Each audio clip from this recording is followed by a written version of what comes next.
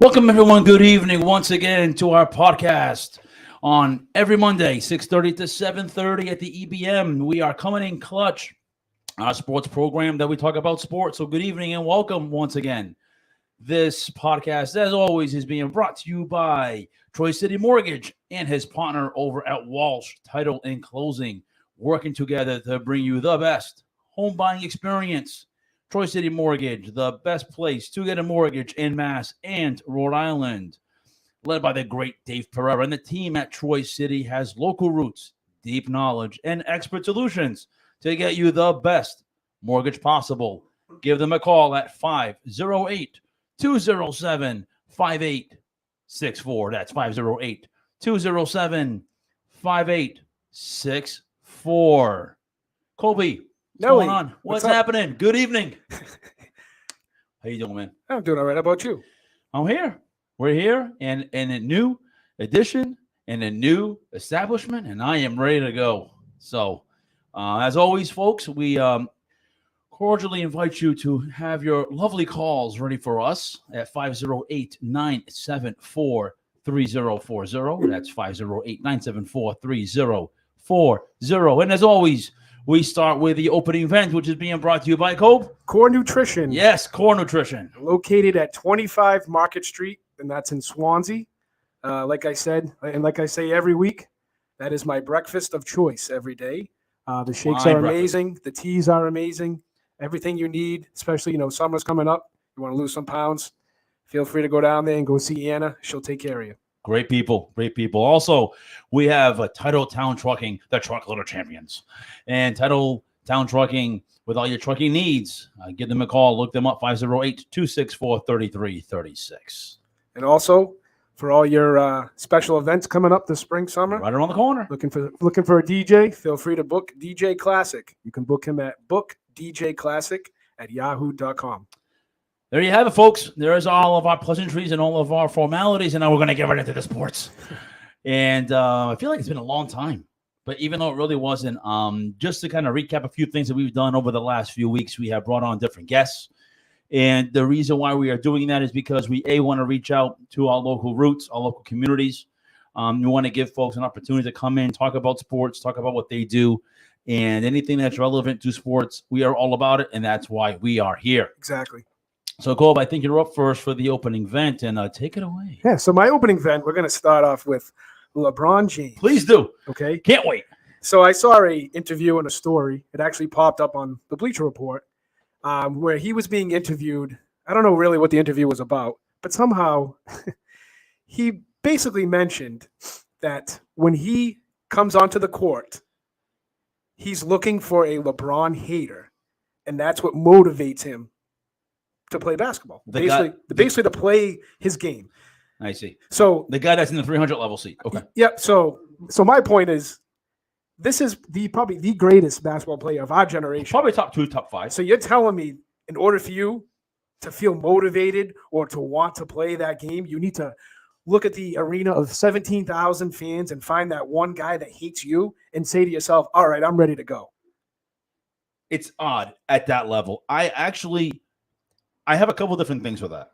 The first one is my devil's advocate, which is kudos for him for looking at that little stuff. That's what high school, maybe middle school kids would probably do, athletes. But I think it's fake. On the other side, which is what I think is exactly what you're on, it's you need this at this level. Now it's really, really odd. Very, very strange. So I think he's a disingenuous guy when it comes to those things. He does a lot of good things in the community. I know he's a community guy, but man, he does some disingenuous things. And that one, it's like, that's just a fraud. That's just you trying to get hype. I don't buy it. No, I don't buy it at all. And I just, you know what I mean? Who does he think he is? Does he think he's God? Does he think he's Jesus? Yeah. For him to be saying something like that, I'm like, this doesn't make any sense. Well, he is King James after all. But give me a break. I mean, you don't need, listen, when you're him, you don't need any motivation. Of course not. Your motivation is to go out there, play basketball like you've been playing for the past. How about you get your team out of the gutter? Especially this Lakers team. This Lakers team is awful. What a terrible team. So if that isn't your motivation to get this team better, I don't know what I'm sorry, Yeah, good one. What else you got? Yeah. And our other friend, Mr. Kyrie Irving. Thank you for bringing him up, contestants. Mr. Flat Earth himself. Yes. So I guess my gripe with him. All right, many gripes. Well, of course. But. So let me just read his quote from the press conference last night in Boston. Yes. So they asked him, Kyrie Irving, I'm playing in Boston. Quote, it's like the scorned girlfriend who wants an explanation on why I left, but still hoping for a text back. It was fun while it lasted. So my gripe to him is, if you want to put this in girlfriend perspective, he cheated, okay? Because remember when he got up in front of the season ticket holders at the Garden with the microphone and said to them, if you want me back, basically saying like he wants to come back. I think because he knew this was his last, his contract was up. He wants to come back. Right. You don't say that in front of. I mean, I think there was a decent amount of people. There was. Yep. You don't say that if you don't mean it. All right. And there's been rumblings that he just said that he's been like we all knew he was already looking for a way out. He was trying to team up with his buddies. He was trying to, already get out of Boston. So to me, It's like, listen, we don't need your text back. We don't want you back. I don't care how talented you are. Another one. Sorry. You're basically almost like a cancer in the locker room. I mean, he's the wrong guy that I want to be mentoring JB and JT. True. You know what I mean? Because he's just going to tell them the total opposite of what we as Celtics fans want them to be. Yeah. It's a great point with he wants to mention the metaphor of the girlfriend thing, and he absolutely did cheat. And he was a disingenuous person, just like LeBron James has disingenuous personalities. Those two had in common was that there in itself. Mm-hmm. Those two can get along either. So it goes to show you exactly what kind of person this guy Kyrie was. A real big shame because the guy probably has one of the best handles probably we've seen in a very, very long time. But he can't keep it together. I enjoyed them winning. That was a good Celtics win. And that's kind of where we'll probably hit up after the opening event. So Mayan. Let's go, baby. It is going into the ice and into the rink. That's what I figured. And as I see this Bruins team, the more I see them perform, the more I realize the awful signing of Allmark. It's a waste of money. Why did we give this guy $5 million? When you knew that you probably had a guy like Swayman for $1 million? Do you know what you can do with $5.5 million in the NHL? You could have that one or two pieces that can put you over the top. And instead, you, Don Sweeney, and you other cronies that are over there, they had this epiphany that they weren't sure about Tuukka. They wanted insurance for Tuukka. And then Tuukka winds up leaving anyway. You should have let him go either way. You had the kid. Go with the kid. Try it with the kid. And if you get lucky, maybe you go for a run. Instead, now here you are in the situation where you need a couple of pieces. You're right. And now you're sort of handcuffed. And he's playing tonight because women can't go. And he's not worth the money. And you did not need him. You had Swayman here, which you still have, but you have Vladar. And you've been playing pretty good hockey. They finally won a shootout against Carolina. Holy Jesus. Pasternak, that was a Columbus. Great... Columbus, yeah. They went into overtime, which they shouldn't have gone into overtime because they wound up letting up a goal. Yes, it was like 2 seconds, seconds left. It was crazy. Right. And they go up against Columbus. They go into the shootout, and they finally win one.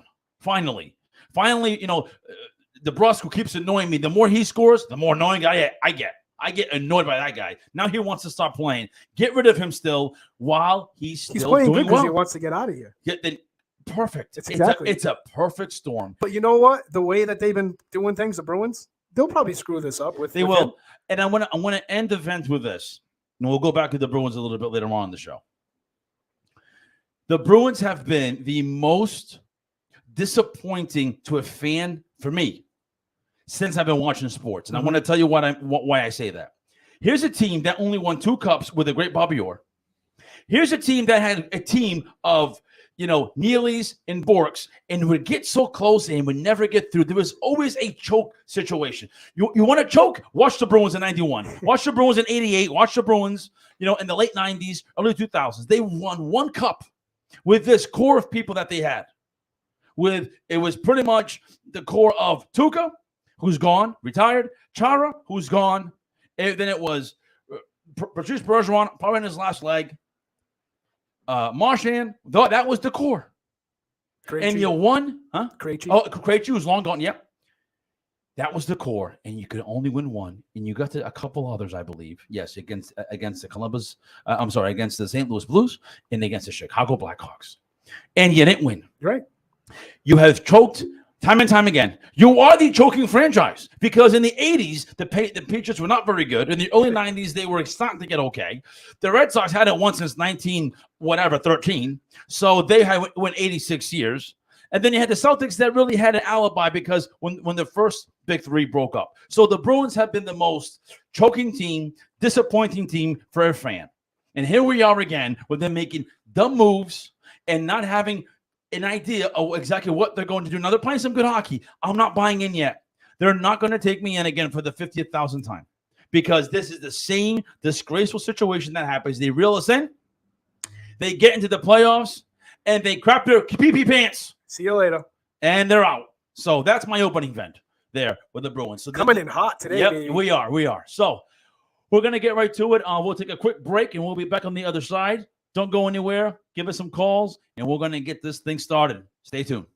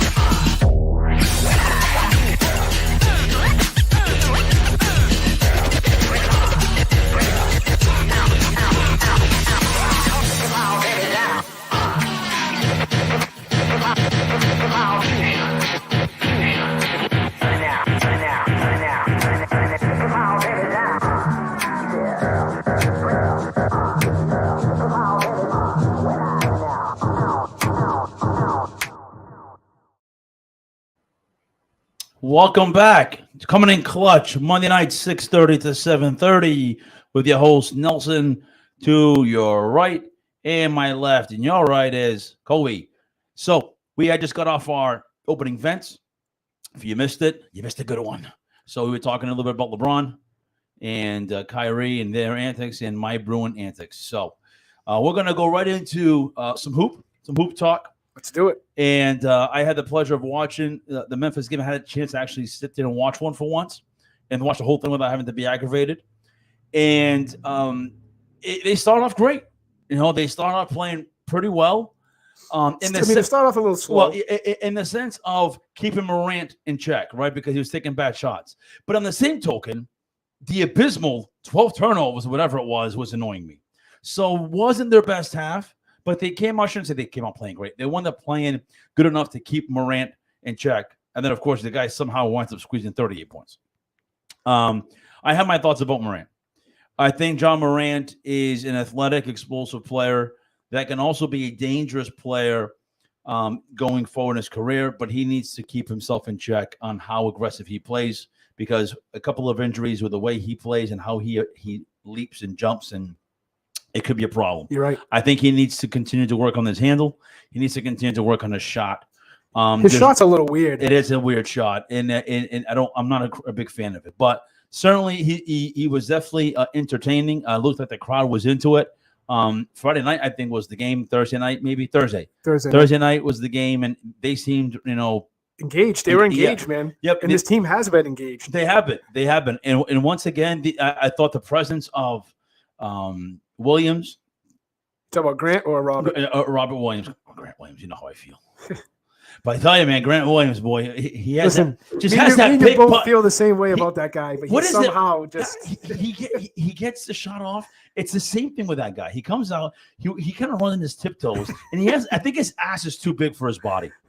And what he does is he runs to the corners, he picks a corner, he just stands there. I don't know. I mean, the camera doesn't always catch it because obviously it zooms into the play that has the ball. He just stands there and he just hits threes. And he won the pin, some that were important. But Robert Williams in the middle, certainly a factor. And Big Al's, I think he's feeding off that. I think they're doing things well in the middle. That is why they're the number one defensive team in the NBA. Well, I was just gonna say, who would have thought, right? Because I remember a certain radio station trashing the Celtics as usual for trading Kemba Walker for Al Horford. They were basically saying like a bag of goods. You were getting Al Horford. And let me just tell people who maybe don't follow the New York Knicks. Do you know what Kemba Walker is now? He's out for the season because of his bad knee. The same knee that gave him issues last year when we needed him in the playoffs. Exactly. And he has had an issue with those injuries. He had injury problems coming into the Celtics at the time, and there was a lot of question marks around him. Yep. And again, the local media, especially the 2 to 6 show, at the the Felger Mass show, I'm going to call them out. I don't care anymore. You guys go on, and you're going to get ratings whether you trash talk the local sports teams because or whether you decide that you're going to get the fans routed because the fans are going to tune in. They're going to hear you. Either they're going to agree with you, or they're going to get angry at you, and they're going to want to tune in. Calling in. So either way, they win. And I'm going to tell you, we try to be objective here. Okay, so we try to be as objective as you possibly can. At this point, this hosts are playing well. Give the credit where credit's due. We were sitting here, 5 weeks ago, 6 weeks ago, saying they may fall off, and they had that little time frame of wanting to potentially take off, and they had that window. Listen, they got to do really well here. They kind of fell a little short, and something happened. I told you what I thought that may have happened. There was a little bit of a sneaky hidden storyline that I kind of heard and found. That I think Ime made a phone call to his old buddy Pop. Yep. And Popovich kind of told him, listen, you're going to kind of put fire under their butts. And if they want you to stay, then they need to play for you. Because if they don't, and the Celtics being a big name in the NBA, you're going to get let go before the season even is over. And now they're going to have who knows who. And I think there might have been a conversation. And I think he may have given him an ultimatum. Listen, fellas, if you don't stop playing the way I want you to play, you may find yourself having a different kind of coach here that you may not want. And they turned it around. Yeah, and we can thank Big Perk, Kendrick Perkins, for chiming in on Twitter. That's one guy that's not afraid to say how he feels. No filter with that and guy. Listen, we know how this NBA is now. They care more about what's being said on social media than the actual game. No doubt. I.e. Kevin Durant. Okay, who can't handle anything he sees on Twitter. Another one. Fragile head case. Yeah, one of the greatest basketball players ever, and he cannot handle anything. But yet he wants to play in New York City. Right. Yeah, I don't get that. So I thought that the game overall, the Celtics deserved to win. I think they got the stops when they needed it. They wound up getting into a good run. I think it was coming out of the third quarter, coming out of the half. They did. Towards the tail end. Tatum just went off. Yeah, and Tatum went off once again. He's catching lightning. There are a couple things still about Tatum that I see him play, and I know it's just his swagger that annoys me a little bit. The shuffling of the feet when he wants to kind of run, doesn't really run with a lot of authority. The couple times I felt like he made a mistake on one end, then come back, he's still on the other side of the court. So there's still some things I like to see him grow, mature. And especially when he doesn't get the call. And he kind of doesn't hustle back. I don't. He hasn't been doing that much lately. He's gotten better, but he still has his moments. The chirping needs to stop because it's going to get old and you're going to get caught. Yes. And then now you're going to have a Marcus Smart situation. We already have one Marcus Smart. We don't need another one, especially with a guy Marcus like Tatum. Smart's been pretty good, man. I gotta say, again, I'm going to sit here, folks. And everybody knows how we feel about Marcus Smart on this show. Listen, I am not a Marcus Smart fan. I think he's exuberantly overrated. exuberantly overrated, not just overrated, way over the top. So the guy is overrated, but he is a guy that nobody wants. And so he stays and he's doing the job in the meantime. I'm not sold on it yet, but he is doing the job. He's cleaning up his issues, and they're playing and they're winning. And here we are. He's playing a true point guard. He really he's is. Being a true point guard right now. You know, so there was an interview this morning with Cedric Maxwell. That's always a good interview. And Cedric was saying that this is going back several weeks ago when they were starting on this hot streak, and they bumped into each other in the elevator. Did you hear this? Yes, I did. And he asked them, you know, what was the change? What was the change? And Marcus says, they gave me the damn ball and to play point guard. Pretty much what he said. So give me the ball to play point guard, and it changed. And I got to give it. It has. I'm not telling you. I am not telling you that he is Steve Nash. I'm not telling you he's Jason Kidd. So don't lose your mind and call me up and say, "Are you trying to compare him?" No, I'm not. I'm just simply saying that he's done okay back there, better than what he has typically done in years past. And John was on a few weeks ago, and he thought the team can go as high as 3. That's not to look very realistic. They're in right fourth, now. I believe, right now. They're in 4th right now. All right, several games with 10 to 11 games or whatever it is, 8 to 11 games over 500. Hey, Philly better watch out. Yep, because the Celtics are coming, and they're coming in hot. They are, and they're going to come in. You know, so the Memphis game was a good win. That was a really good win, and Memphis is 3rd in the West. Yep, and I don't think they were quite ready for that big game. They didn't. I didn't think. I thought their shot selection was poor. I thought they were feeding into the Celtics' defensive things that were allowing difficult shots. I think the Celtics just played a better game. They just wanted a little bit more, and it goes to show that Memphis has a future. Yeah, but it also but they're not there yet. But Memphis seemed to me like they were just waiting for Morant to do something. Like, all right, Morant, you do what you need to do. Just keep nobody wanted to do anything else on that team. And then when other people did take shots, it was bricks. Right, bad shot selection. So good win on Thursday night, and then of course everything was leading up into yesterday's game. All right. So I have been waiting for this, and I've been waiting for it and anxiously hoping that the outcome was going to be us beating them, even if it was by 1. And they won by 6, and they had the duo. So for the haters in the sports media world, you know who you are, the 6 o'clock guy in the hub, the 2 to 6 guys, especially in the hub, calling you out. You were saying that they needed to play against contending teams that had this kind of duo. What's the excuse now? They went to. Well, let me say they beat 3 contending teams this week, so there really isn't an excuse right now. They beat Atlanta. Remember, Tatum went face to face with Trae Young. They beat Memphis, who's 3rd in the West. Okay, so that's a good team, a really good team. Yeah, it is. And Tatum went head to head with Ja Morant, and then yesterday Brooklyn, that dumps a fire of a team. Yes, it is. I didn't realize they were 32-32. Did you realize that? I did. I knew that. I knew they're like 4-15 in the last 20 games. And I don't want to hear the excuse, Kyrie doesn't play, home or Durant was hurt. Listen, you're the Brooklyn Nets. You spend all this money to get all these players. That's the risk that you take. Exactly. And Kyrie not wanting to play, that's his choice. And yesterday he played, and so did Durant. And you know what? For that one game, the Celtics were the better team. And you know who else was the better person? Jason Tatum. The best player on the court. A 50 burger, baby. And a 50 burger better than you, Durant. KD. Better than you, Kyrie, you fraud.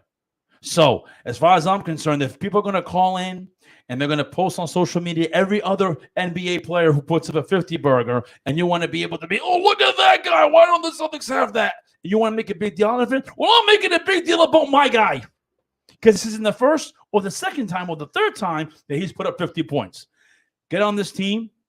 They're playing a heck of a basketball. It's more team-driven. I'm not going to sit here and tell you that they're going to win the NBA title. I'm just saying that now they are in the driver's seat to get in and see what happens. And they may even get home play in their first round. And if the Celtics, Green, get on their stuff and get on their fan base and they kind of stop becoming what they become, then it winds up being a big thing for that crowd and that ambiance. So yeah, they are playing like a team. This is a Celtics team, that we wanted to see. And this is the Jason Tatum that I've been wanting to see for a while now. And he's finally showing who who he is, and he's not being that little brother anymore. He's finally taking that big brother approach. Like, you know what, KD? Screw you. Yeah, I'm coming after you, and I'm going to be better than you. Right. And I got Roy chiming in, and my cousin from Canada. Welcome, Roy. He was always a point guard. He just wasn't a very good one.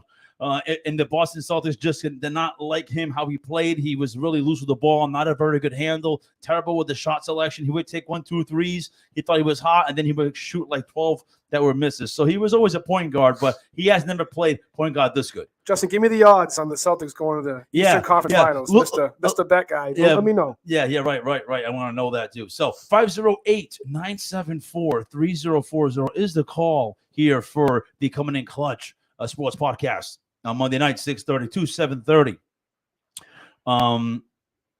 The game with Durant, it was just great to see the better team win, and the Celtics are on an all-time high.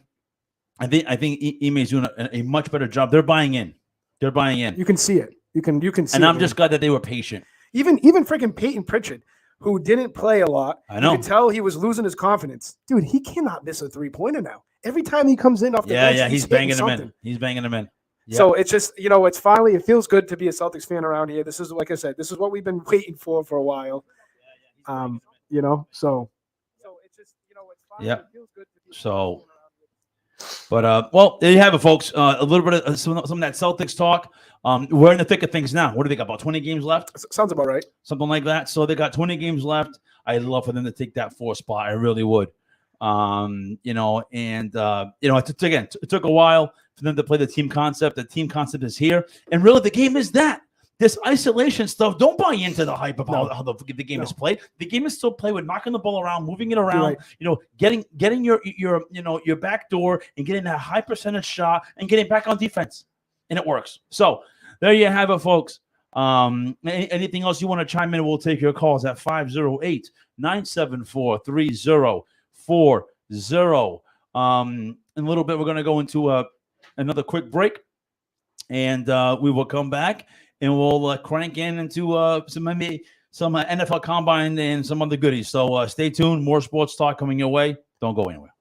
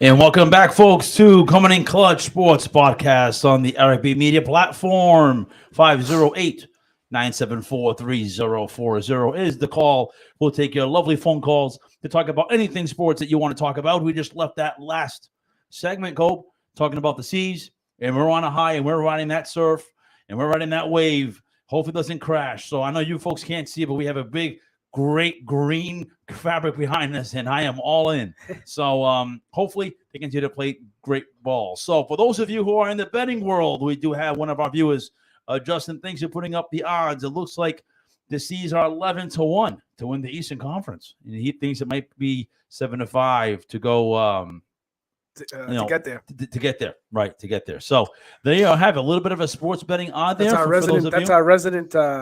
Yes, he is a frequent flyer. Yes, Justin is a frequent flyer, and Justin is very in tune with the betting stuff. So thanks, Just, for chiming in, man. We always appreciate you. We got the Bruins talk, and my cousin Roy is a Canuck, Canadian, and he obviously lives, breathes hockey. Clearly, because the Canadians are, hockey is their thing. That's right? What they have up there. They'll freeze their driveway to get a chance to play, right? So they'll do what they got to do. He is a Habs fan, so Montreal is having a terrible year. Sorry, cuz anytime they stink, I get happy. But he too does not like the Bruins, rightfully so, for obvious reasons. So I actually opened up the opening vent a little bit with the Bruins, and I would love to get into that team again. So the Bees are playing tonight. They got the lovely skid mark, Allmark, overpaid. You suck. You can't close your 5-hole. You dumb butterfly stance. I would love to get rid of him for $5.25 if I could. So if you want him, Roy, you can take him on the Habs. You can take him. I will personally drive him with his vaccine card to get you there. So he's been a play. He's been okay. Allmark's been okay. But not worth the money, not worth the $5 million. Just, I'm sorry, he's not worth the money. They didn't need to go get that. It was a panic move. It was a Don Sweeney panic move because of Tuukka Rask, and these panic moves now are something to put them in the butt because they're on the cusp. I will tell you this. Go ahead. I was just going to say, but to me, why not take a chance with Swayman? You're not paying the kid. Like, you're probably paying him peanuts right now. It's like $1 million. This is just like having Mac Jones as the quarterback of the Patriots. You're paying him peanuts. So This is when you go and spend money because, the catalyst of your team is making peanuts. Exactly. And it was a great opportunity for them to, save some money, in the cap, and be able to go get that guy that you need. Go get the guy, right? So, they're playing the Kings, who have been, I would say, subpar. They haven't, they're fourth in the West. They're still a good team. I just think they have not performed to the level that they should be. Yes. I think the Bruins should take the game. They're out west. They've been playing pretty well out west. They're actually home tonight. Yeah, are they home tonight? Oh, that's right, because they're back already. LA's in town tonight. LA's in town, right? So, being there, I think that they should be able to take this game tonight. But with them, they could crap their pants at any given moment. And I do think some of the lines are starting to work well. Everyone, again, getting high on Charlie Coyle, relax, put your pants on, take a seat, drink some water, have a gin and tonic, relax. He is not going to be the Patrice Bergeron, but he's doing fine. The Taylor Hall situation with Pasternak continues to work pretty well. I would like to see Taylor Hall shoot a little bit more. I definitely don't want to see Pasternak do anything more than just shoot. Please, for the love of God, for the second week in a row, please, pasta. And your pasta moms, please, pasta. Do not take the puck from the back and just try to get through everyone. Just stay inside the circles and rip. I feel like he can't help it sometimes. He gets so excited. He thinks he wants to be Gretzky. Well, he knows all the pasta moms are watching. Yeah, the pasta moms. So you a pasta mom? 88 words or less is kind of what I've been hearing every day, all day. So I think the Bruins are going to be a team that can probably create a little bit of noise. I just think they're going to fall a little short this year with what they got going on. I think the lines still have a little bit of work to do. I don't like the Allmark situation. You've already heard that a million times. I like the Swayman situation better. They could have been in a better place, and this is what annoys me. They could have had that money to use it for something else. It's 508-974-3040. And I take the Bruins winning tonight. I'm going to say it's probably a 4-2 victory. But let's see if Allmark can stop a couple when it matters. His last performance, one of the last performances, he left in what a duck of a goal he let in. It was funny because when they had, you would think that the Bruins would have learned and studied their mistakes. They had Tuukka Rask. The Bruins? Yeah, they had Tuukka Rask and Halak. Combination of like $10.5 million. And then they let go of Halak. I thought he was a pretty decent backup. He was very good. He was probably one of the better backups. Too much money. But yet you get this guy. You have too much money sitting in the goalie situation. And now you have Allmark Skidmark. Yes, I love when he sits at the end of the bench and he has his baseball cap and he has his pads on, and he looks like a Humpty Dumpty fell on the wall and had a great fall. While Swayman, who's getting paid 55 cents an hour to do the job, and I want to see that bozo at the end with his baseball cap sitting there making $5 million. You need to leave the town. You need to lead the team. And Sweeney, grow a pair of sacks, multiple. And tell go tell the brothers that you get rid of them, the owners, who are like 1,000 years old. Jacobs? Yes. Jeremy Jacobs. Go away. I don't want this guy on the team anymore. We don't need him. And now the problem is he hasn't been great, so if you get rid of him, you're kind of screwed. Listen, all they need to do is have you suit up, okay? You play one game for the next whatever games they have left and have Swayman play the rest. They'll be all right. Yeah. Put me in. It'll be 55-3, so we lose the game. Yeah. I'll tell you this. I'll get paid a hell of a lot less than that bozo. Listen, hey, you give me a Happy Meal, and I'll take it. Because seeing that guy between the pipes and he's playing tonight, it scares the crap out of me, and it shouldn't. For a $5 million goalie should be performing better than that. Again, if he was getting paid $2.5, $3 million, $3.5, okay. When you get to the 5s and 6s, you need to be a stud. Well, I was just going to say it should be the other way around. It should be Allmark playing like Swayman's been playing. Right. They're doing again. The team is playing better. Their record is right where they belong. They've had a couple of games that they fell short that they should have won, but they didn't win because either lack of talent, lack of focus. And I got to tell you, again, I've said it a million times. Cassidy is a guy that calls out the players, and I love that. He doesn't sugarcoat anything. They're not doing well. They're not playing well. He'll say, and I think Tuukka Rask couldn't handle that. I always like that. And I think Tuukka couldn't handle that. Listen, Tuukka's one of the greatest, I guess, statistically speaking. I know he was the Canucks, the Canadians, they love Tuukka Rask. But he's got this.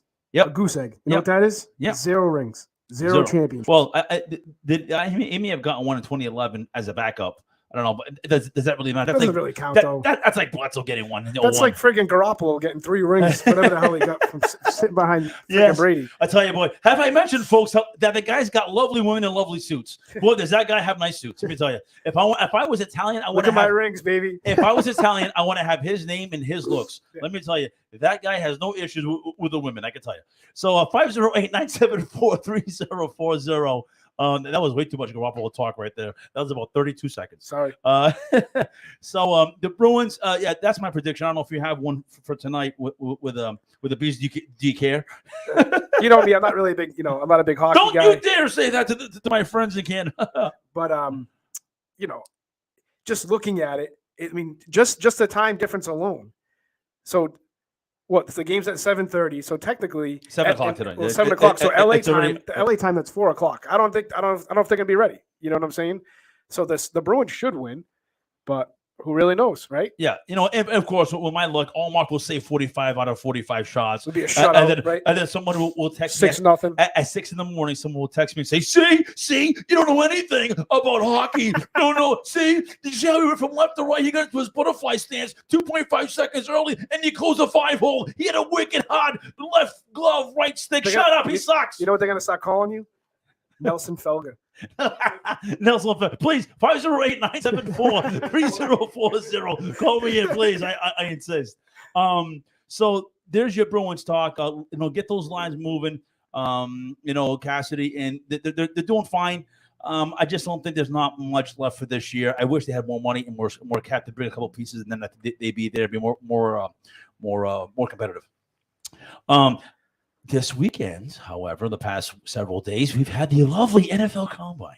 So as you can see, I've now changed my tone of my voice because people get goo goo gaga. Boy, let me tell you, people, the NFL Network, it has to have the most genius formula of making money.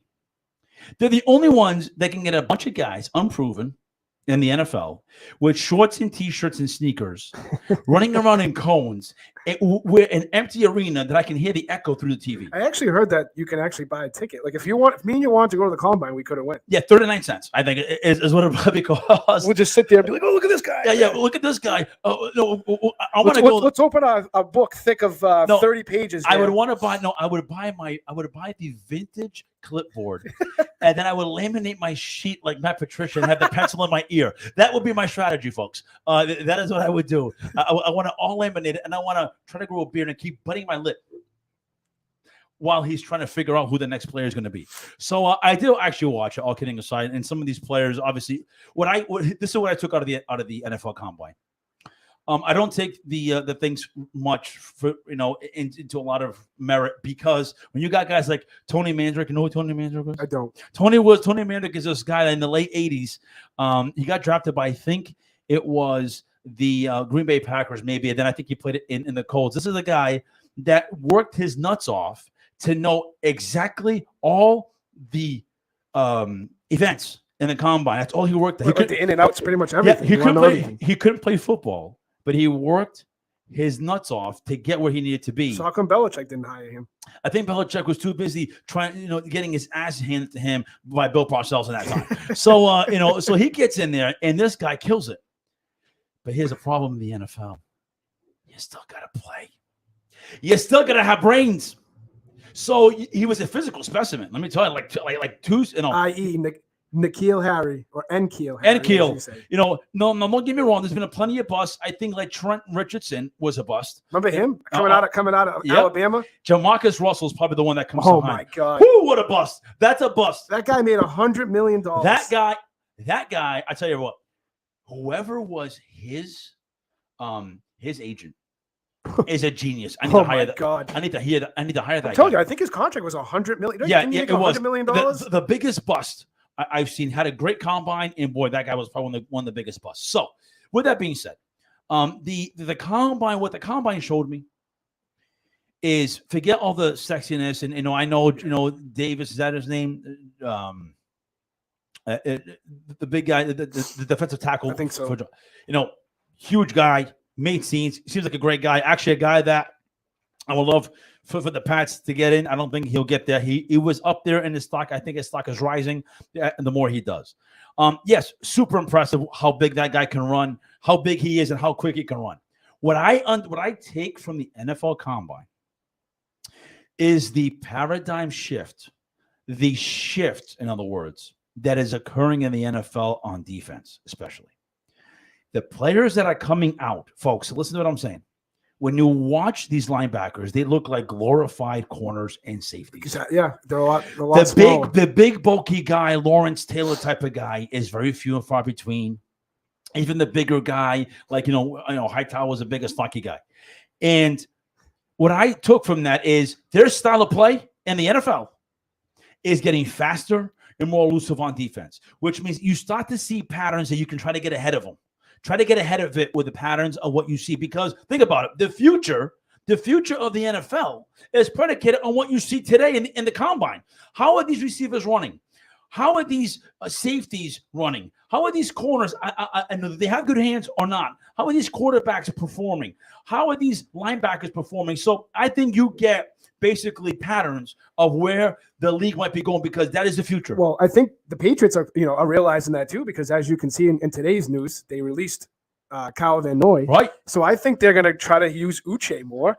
And they should use Uche more. I mean, the kid. He flashed during preseason. I get it, but he's a smaller type of linebacker, but he's athletic and quick, and that's what you need in this type of NFL. Right. In Uche, if you look at his numbers, he had comparable numbers to what you saw over the weekend. If you wound up catching it, you saw his numbers being very similar to that. Very similar. He kind of has that build. He's not really a heavy guy. He's a tall, strong guy, lean.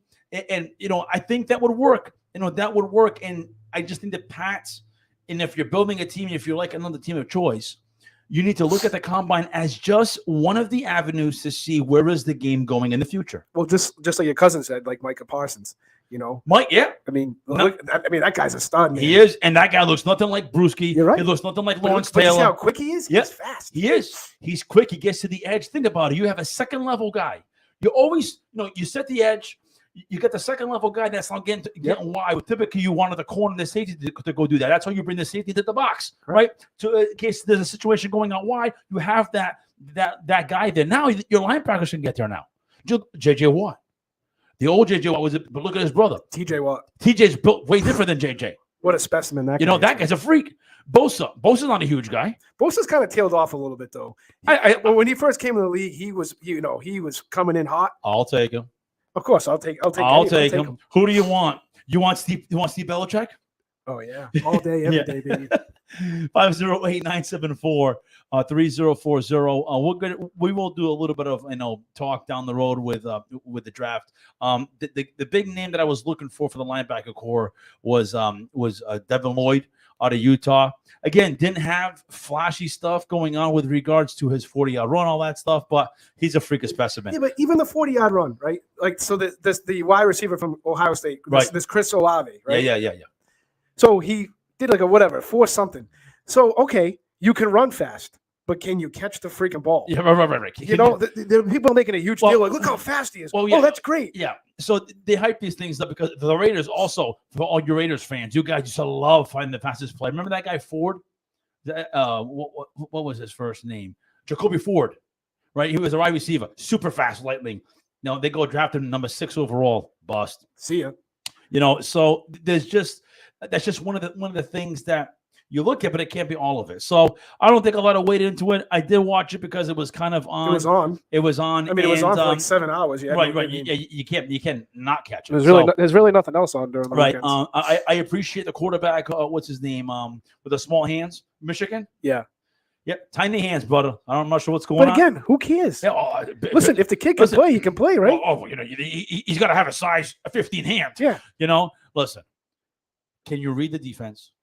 Can you execute your plays? Can you go through your motions and figure out what you can do? I hope that kid, forget his name now, spaces me now. I hope he does really well. Me too. I really do. Just because of the small hand syndrome. Because, some of us have small hands too. And, that's just how it goes. Just how it goes. The DNA, So, so either way, the situation is what it is. With the combine, you take it with a grain of salt. That's what I took out of it. 508-974-3040 is the call. We have a few more moments before we wrap up the segment and we wrap up the show. I wanted to chime in a little bit more on Providence College. It's right around the corner. Let's go. So it is time to get round up and see how everything unravels here. The madness is beginning. I'm seeing a lot of college hoop kind of chiming in. You get those no-name teams start popping in, and you start seeing some teams that have really good records too that you never really heard of. So my expectation with Providence College was I'd love to see them if they can get into the Sweet 16. I would be happy. Anything after that, it would just be like a bonus. I think they're playing some good, tough basketball. I think Ed Cooley's done a great job with that team. So, well, who was the remember the team like Loyola, Chicago, or something? Remember that? Yeah. They had no big names on that team. No, they didn't, and they almost made it to the Final Four, I believe.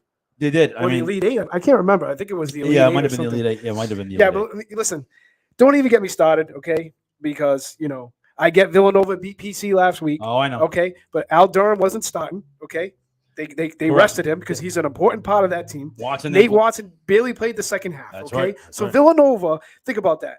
Villanova won that game by 1. Okay. Yep. So because of that, they flip-flop now. So now Villanova's number 8 in the country and PC's number 11 in the country. Okay. Even though Villanova's record, they have 7 losses. PC's got 4. Okay. Yeah. 4. I know. And that's another thing. Maybe that will be my vent coming up. Is like college basketball needs to kind of figure it out. They're kind of like the MLB. So just because you're UConn, you're UConn, you're the 15th in the country. You're Villanova, I'll make you number 4. Right. They got to keep it relevant. Yeah, it's definitely there's frauds in the NCAA. Like it's all it is. Sexy names. Like, give me a break. Yeah. It's getting old as well. I feel the same way. The last thing is the lovely Major League Baseball. Please, let's just continue to talk on this saga. This is like a soap opera that just continues to just give me pleasure. These guys, they still can't figure it out. They're not going to have a season. I don't think so. The way it's going, and listen, it's unfortunate because around here, at least for us, when baseball is being played, we know the nice weather's here. Oh, we know. You know? I told you. Now it's like we don't have anything to look forward to. It's a barometer to see exactly where the temperature is going. You know, the baseball season, the nice weather, and the baseball season and the MLB and the owners cannot get it together. And it's a shame. It's a shame. So I hope that they figure something out. It doesn't look good. But I don't put it on the players. I think it's the owners. The owners I definitely think it's the owners. Just being stingy again. Yeah, more. No question about it. So there you have it, folks. That is all out we have for time for today. I hope you've enjoyed so far what we've had for our guests. And I hope to see you again next week. Same time, same station. And we'll be on 6:30 to 7:30 on Mondays and the Eric B Media. And, of course, this podcast, Comin In Klutch, is being brought to you by the great folks at Troy City Mortgage. And, of course, his partner over at the Walsh Title and Closing, working together to bring you the best home buying experience. Troy City Mortgage, the best place to get a mortgage in Massachusetts and Rhode Island. So don't feel left out, Rhode Island. Come on over. Led by the great David Pereira. And the team at Troy City has local roots and deep knowledge and the expert solutions to get you the best mortgage possible. Give them a call at 508-207-5864. And, of course, we have your favorite place for the morning. Core Nutrition. Yes. 25 Market Street. That's in Swansea, Mass. And I have to say this. Next Monday, when we walk in here, PC will be the Big East tournament champions. You heard it here first, folks. All right. So get those bets. And by the way, you cannot bet Providence College in Rhode Island. Or in Mass, because Massachusetts doesn't have any sports gambling. If you want to have any gambling, you got to go to Connecticut and sit there under some kind of Connecticut Wi-Fi Verizon tower to make that happen. Titletown Trucking, Truck Little Champions for all your trucking needs is also another sponsor that we have. And again, thanks for chiming in, folks. It's been a great night. We got a little bit of everything in there. We didn't get any phone calls today, but don't be afraid to call. Don't be shy. We hope you get some more calls, hopefully next week. That's all we got time for today. I'm Nelson. I'm Colby. And we are out. See you, sports heads.